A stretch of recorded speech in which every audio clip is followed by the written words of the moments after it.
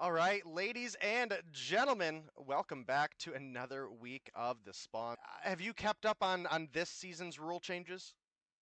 I saw a bunch of them. I saw a bunch of pro players discussing the rule changes and venting some venting some of their concerns about it. I think overall we are moving towards the right direction, but in very small steps. There are certainly goods and bads about this rule change, and in the coming months, I think that will be reflected to the maximum degree. Yeah, and Path, I think you'll probably connect to kind of this next breakdown of the overall game mode changes. Yeah, so you would have been real in depth on some of the maps that are a little bit more finicky, and we have had some major map changes. So for Hardpoint, our available list is Crossfire, Hackney Yard, Standoff, Summit, Firing Range, Takeoff, and Raid. For Search and Destroy, we're looking at Hackney Yard, Crossfire, Firing Range, Takeoff, Raid, and Standoff. And Domination, I think, is the biggest one because there were a lot of really one-sided maps that I think you're going to notice are taken out of the mix here. The most notable going to be no Hackney Yard Dom and no Crossfire Dom, which does leave us with Raid, Summit, Standoff, Firing Range, and Takeoff. And I think the map pool this season is quite a bit more competitive that way. Yeah, I think there are some other maps that we could be trying out, but for now, this map pool seems good enough. I would love to actually have you give us your opinions on that and what thoughts you have on other maps that would be introduced in and for what game mode. I think Sawmill is a great map. Zim has been talking about it for a while. I think Sawmill plays great in respawn, especially for hardpoint, just because the rotations kind of make sense.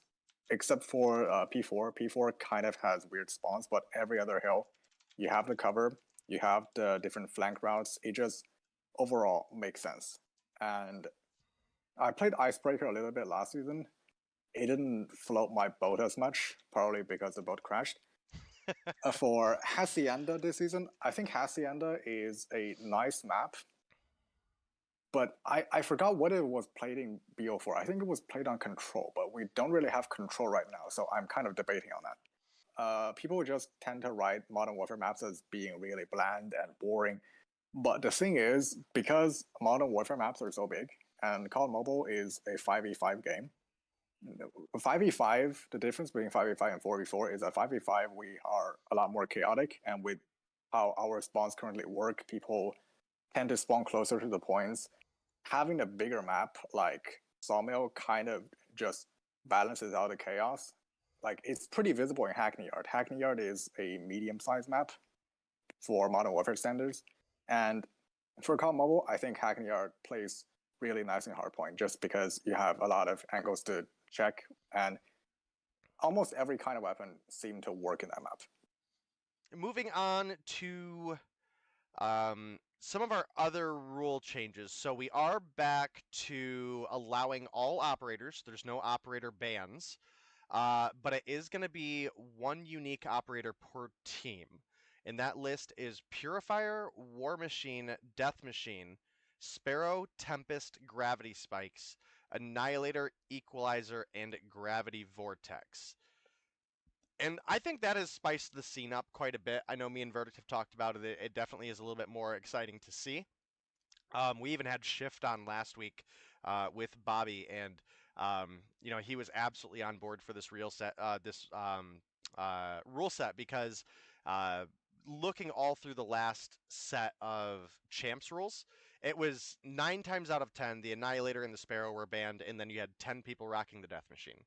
So I like this. I know Verdict likes it, Shift likes it, Bobby likes it. What do you think, Path? Personally, I think having a lot of operator skills in play is nice, but some of these operator skills are not as competitive as the other ones. For example, a War Machine is not very good right now. Gravity Vortex is very interesting, but I think to make the best out of it, you have to make sure the enemy team doesn't have a bunch of trophies. Because for some reason, trophies will block the Vortex projectile and just make it completely useless. I don't know why, but is that a with the current update? Because that has certainly not been a case that we've run into yet. Wait, that's not a case? That's not something. maybe they've That's changed not it. something we've particularly seen. Maybe they've changed it. The problem with Vortex is that like you're gonna have someone running the Sparrow. That's pretty much clear as day.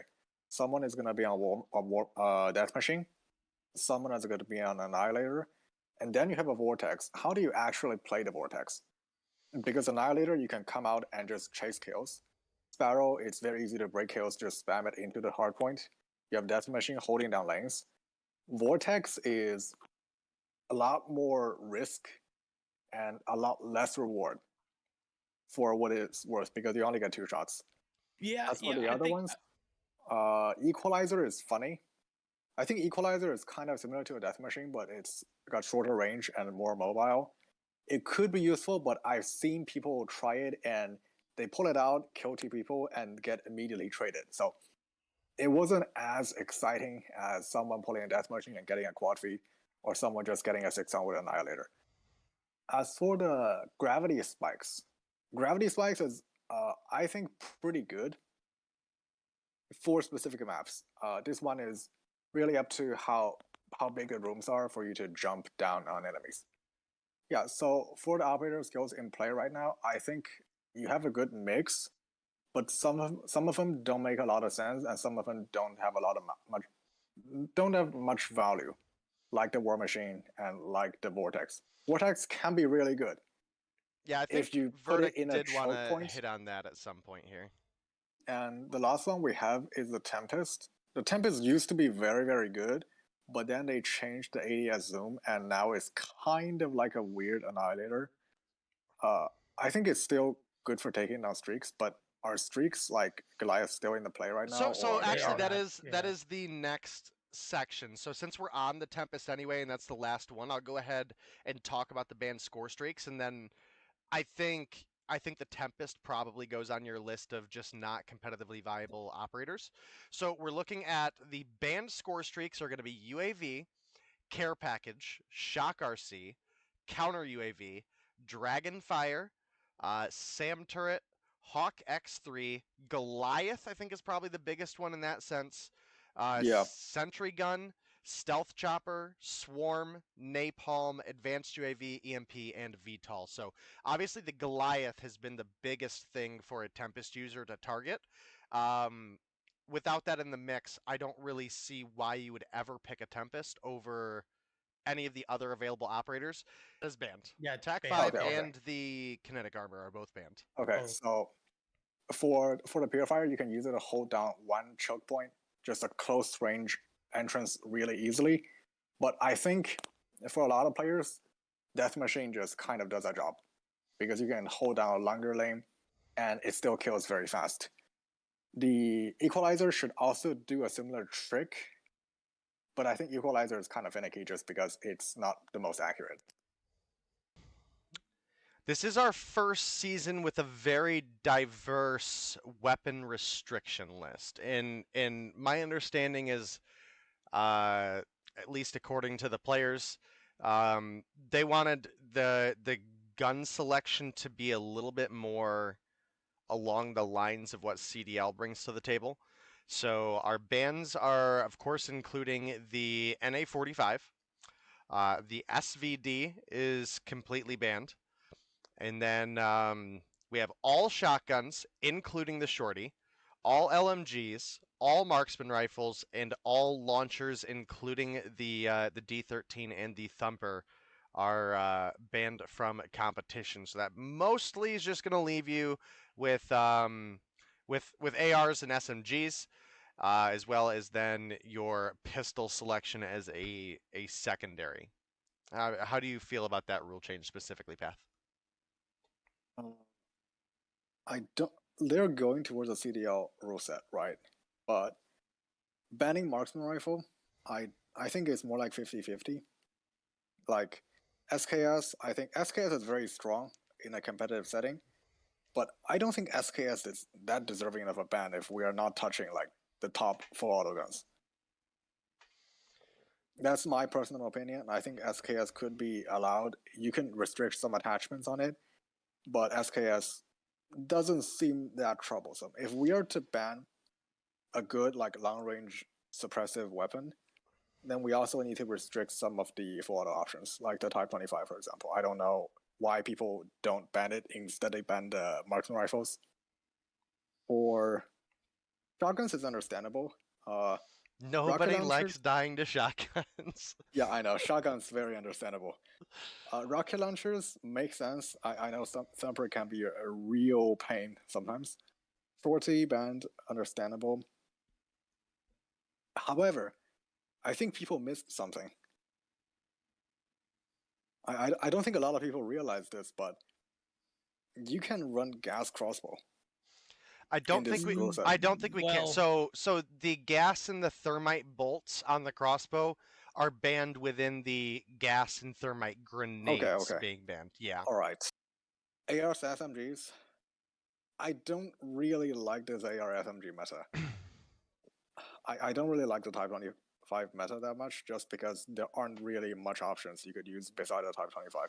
I think we've seen a little bit of M13 verdict out of Solo from NA and maybe a couple here and there in Europe, but yeah, it has largely been Type 25. Yeah, but the thing is, M13 is also broken. Fair. Like, Type 25 is tier 0, M13 is tier 0, and then if you take these two out, nobody knows what to use. Same for the SMGs.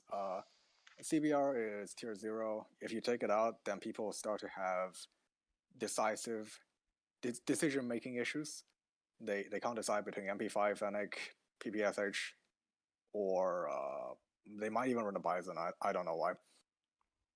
So there are too many, like, in my understanding, if they're trying to run a CDL rule set, then they should have done the full CDL rule set, because the full CDL rule set will almost always ban the tier 0 guns. In our scenario, we have the tier 0 guns in play for some reason, and then we ban the tier 1 gun, the SKS. It just doesn't make a lot of sense. So I think my biggest problem with the SKS, and maybe you guys will agree with me on this, I saw a lot of people complain that the SKS is a 2-shot at any range. I don't think that was. I don't think that was the issue. I think the range at which it 1-shot to the head was the issue. If you want me to be blatantly honest. Yeah. I think that's a problem.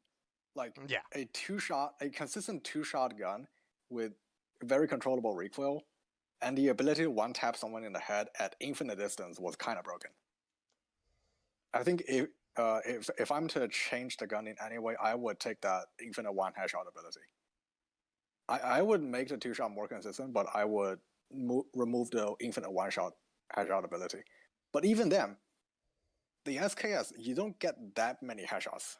You could get some very nasty headshots on the headies, but I don't think it's overall as annoying as the Type 25. My opinion. So we added a handful of banned perks. That's going to be QuickFix, Fast Recover, Wounding, Disable, Tracker, and Alert. Okay, my opinion, QuickFix should have been banned like a year ago. Thank you! Yeah, QuickFix should have been banned like a year ago. Fast Recover. As much as it doesn't make a lot of sense, I don't think Fast Recover deserves to be banned. But that's only because the healing in this game is terrible. I'll give you an example. Let's say someone shoots you 4 times at Type 25, hits you all in the limbs, and you're on 4 health, okay? Don't you just love Verdict how he knows the number? He's like, you'll be on 4 health. I know, right? Yeah. Okay. I was trying to do the math in my head. It takes you precisely 5 seconds to start healing. And every second, you get 20 health back. So a total of 10 seconds. To fully re-heal. If someone shoots you 4 times at a Type 25 at I'll say medium range, you're going to need 10 seconds. You are fully out of combat for 10 seconds. That is a stupid amount of time.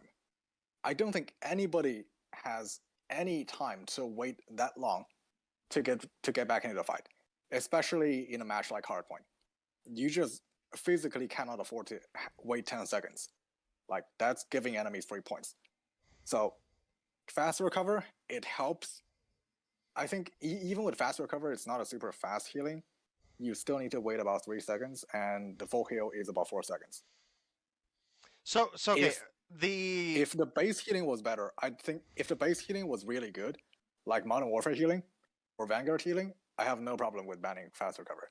But because our base healing is completely terrible and utterly unbearable, I don't think fast recover should be banned. So just for my understanding of the fast recover perk, it increases HP recovery rate by 30%. Is that, or 35%? Is that it's once kind of complicated? Is that once the healing is initiated, or is that the cooldown before healing? The description is not entirely representative. What it actually does is it makes the healing delay shorter from 5 seconds to 3.3 seconds. Okay. So that's a pretty good reduction. And then every tick you heal is 27 health instead of 20. So that's the 35% Oh, so it's increase. like on both. Okay. Okay. Yes, it's like both. So in total, you would have gained about 3.5 seconds. 27% improved healing. So like if you're super low on health, you would need 7.3 seconds instead of 10 seconds, which I think 7.3 is waitable. 10 seconds is not. Our other 4 perks that we have banned, I think, are interesting. Wounding makes sense. Yeah. Wounding makes sense because the base healing is terrible, and if you add wounding to the mix, basically nobody can walk out. There you go. You shoot someone 4 times with a Type 25 is not hard, and then they need to wait like 13 seconds before they can challenge you again. That makes the game so much slower, and it's not enjoyable at all. Like, if I'm watching a competitive match, I want people to be going for gunfights. I don't want to see people trying to poke at each other at ridiculous distances and try to out-heal each other. That is not competitive. That's Battle Royale, right? Yeah, that's Battle Royale. Disable, I don't like Disable. I think they kind of, like, I understand Disable when the MX-9 was the best gun in the game, but Disable at a current setting, I think it slows down the game unnaturally. If the Disable value was tuned down to maybe 8%, or maybe 10%, 10% is still a lot, but maybe 8 to 10%, I think Disable could be workable, but right now it's kind of too much. Tracker, I don't have a lot of experience with this thing. I know it's an Intel perk, and CDL doesn't like Intel perks, but do people actually use it? Yeah. A lot? I think Scrubs absolutely use it. S&D. Yeah. S&D. S&D tracker is useful. The final one is Alert. Alert is horrible. It used to be really good, and then I nerfed it. The range is like 10 meters now, and it has a delay to trigger, so... A new tactical added in that marginally counters QuickFix. If you're in the range of the Stormball, it can cancel your healing out, which is obviously useful, especially for search and destroy, because it also functions as a form of not necessarily cover, but it's a one-way smoke. It can be, yeah. It is a large smoke. It's disorienting. It can be hard to navigate for both teams, in all honesty. But the big thing was you couldn't take a follow-up gunfight and push through the Stormball with QuickFix, I think was the biggest thing. Yeah. So my favorite part of this whole secondary rule set is that it was, if you allow QuickFix, we're allowing the Stormball, and if you don't allow Stormball, we're not allowing QuickFix. And sure enough, we now see both of them taken off of the mix. So I'm okay with that. I thought the Stormball was really interesting, but if it takes QuickFix out of the game, kudos CODM for adding something that toxic enough against pro players that they actually banned QuickFix for once. Stormball versus QuickFix is legitimate, but Stormball, but Fast Recover should not have been there. Fast Recover I think Fast Recover played fine. Now hear me out. I think Stormball being added as a tactical is probably the biggest mistake about Stormball. Yeah. I think if Stormball Stormball was an operator, let's put it this way: what if Stormball was a really low-cost operator, like let's say 500 score? That could be useful because you don't spawn in with one. correct. I think they should have went that approach. I could even expand this That would take logic it out to of the some search and destroy other- mix too. Yeah. I would also expand this logic to, let's say, the trophy system. What if the trophy system was an operator skill that charged really fast? Really fast. Oh, yeah. Well, it was an Let's say- operator in Modern Warfare, it was Modern an Warfare operator. 2019, right? And Cold War, yeah. Yeah. You need to charge it. Let's say you take 300 score to get it. It's not difficult. Anybody could get it. But the point is, you don't spawn in with a trophy system. You can't infinitely supply a hardpoint with trophies, so they can never breach.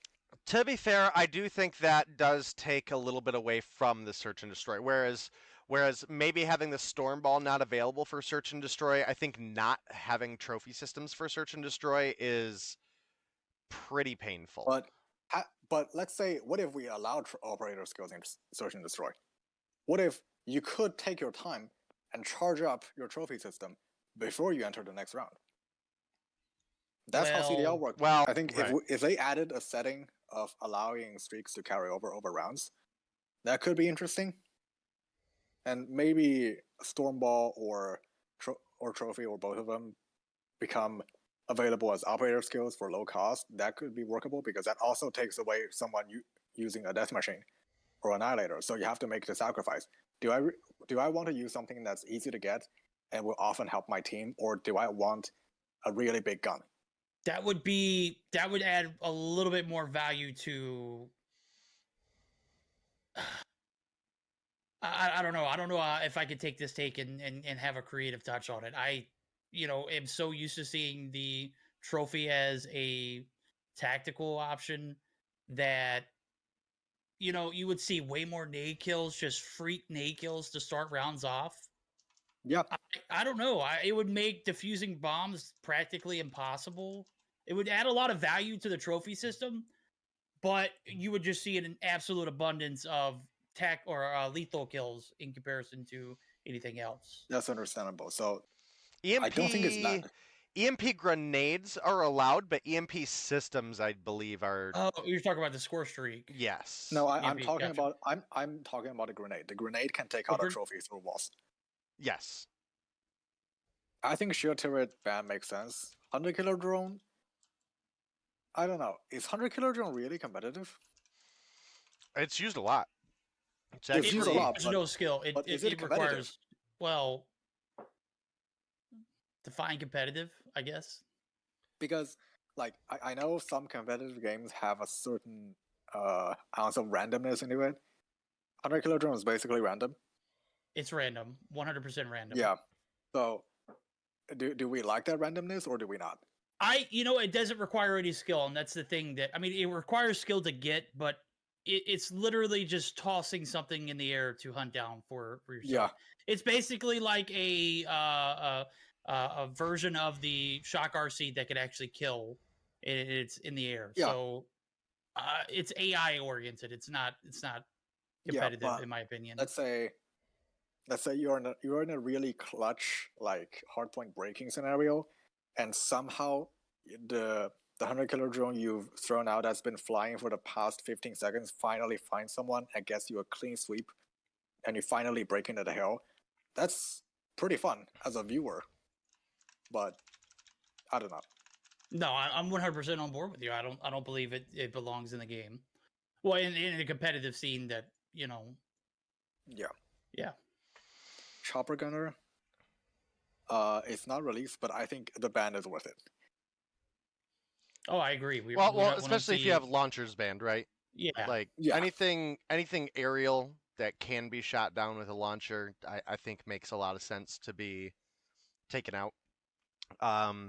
So I don't really think we have to talk too much on the shield gunner. That one's pretty self-explanatory. This is one of the big reasons I wanted to specifically get you in is the two new weapons brought into the mix. One of them is obviously the PPSH, which I think more players should use, especially since we're looking at a an AR SMG only rule set. But I'm really glad that at least people banned the 100-round kilo mag. That literally, for all the stat adjustments they gave the gun, that literally made it a Holger. Yeah, exactly. That's a Holger replacement. Yeah. The downside is it's nowhere near as good as a Holger. Yeah, not as good as and versatile as the Holger was, but it's much worse than a Holger. Yeah. Because Holger is an LMG, right? Let's say 10% ADS time on a really slow ADS gun versus 10% ADS time on a fast ADS gun. Like, it's still 10%, but the actual value is very different. Right. We've done the math, and if you put a 100-round mag on a kilo, the fastest you can get is about like 5 frames faster than the base Holger with no attachments. Right. So you're never going to be able to make a kilo LMG as fast as a Holger, but you still have 100 rounds.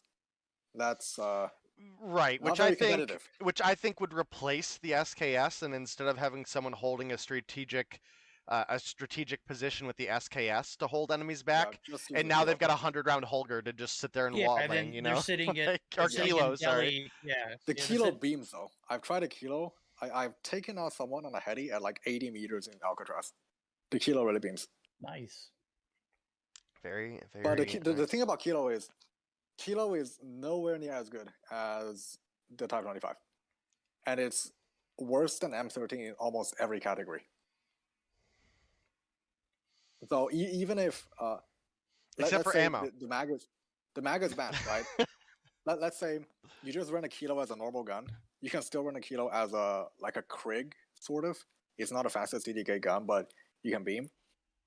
It's still not going to be as viable as the top ARs right now. So unless we take out the Type 25 and the M13, I don't think we will see any other AR being used. Except maybe the ASR. And maybe the AMAX with the DMR rounds. And you're saying if the Type 25 and the M13 were out of the mix, right? Yeah, if we have Type 25 and the M13 out, we could be seeing stuff like the DMR AMAX, the 2-shot. We could be seeing a proper main AR like the Kilo, and just more options, because having only 1 to 2 guns by all 10 players is kind of boring. But if you take the M13 and the Type 25 out, the AMAX and the AS Val play very different from each other. You can run the AMAX, you can run a Kilo. You have 3 ARs now. Mm-hmm. You could even run a Man-O-War if you want to. Like, if you just want to stay back and 3-shot people at 30 meters, you can run a Man-O-War. You have 4 ARs technically. You could even run a DRH. DRH just got a buff. It's not terrible. Like, you have 3 to 4 good ARs, and if you take the CBR out, you have MP5, the QQ9, you have the Fennec, you have the PPSH, you could even run a Bison. You have 8 guns. You have 8 guns at a competitive The Bison setting. is one that I'm surprised we haven't seen more in the meta. Now, it makes sense because the Type 25 and the M13 are just so usable. It doesn't take realistically any high level of skill for someone to pick one of those guns up and do decent with it compared to some of the other guns in the game. So you put it in the hands of the pros and it's just an absolute laser beam. And with the Type 25 and M13 being effective at so many ranges, that does outshine the Bison a little bit in that sense. This is probably a great time to jump into the next rule change, which is the banned skins that I think a lot of people don't like. Listen, I'm gonna be honest with you. I think is falls right back into that group of you have half the community that's being very hypocritical about stuff, and they're picking and choosing. Like they sit there and they say, you know, we want to be more like the CDL, until one of those CDL rules interferes with what they want. And look, that's totally fine. I get it, and I like a lot of the skins in the game. I think from a competitive setting, it's just some people can't afford to buy the skin and some people cannot. Mm-hmm. Well, so I've talked to players that ask me, will the Type 25 get nerfed? Because right now it's a 10-man Type 25 warfare, and if I don't buy the skin, I feel like I'm at a disadvantage because I haven't run the red dot. That's actually how they think. And I think that's legitimate, because people want to be competitive. But if I have the skin, then I don't need to run the red dot. That is an understandable concern, right? Very. Or even past that, you look at guns like the M13 that the legendary Morningstar. has a red dot built in. Yeah, it has a built-in red dot. Yeah. Right. So these skins, obviously, they give it an advantage, right? But then again, we look at let's look at from the organizer's perspective. Do you really think Activision is going to allow this? No, definitely not.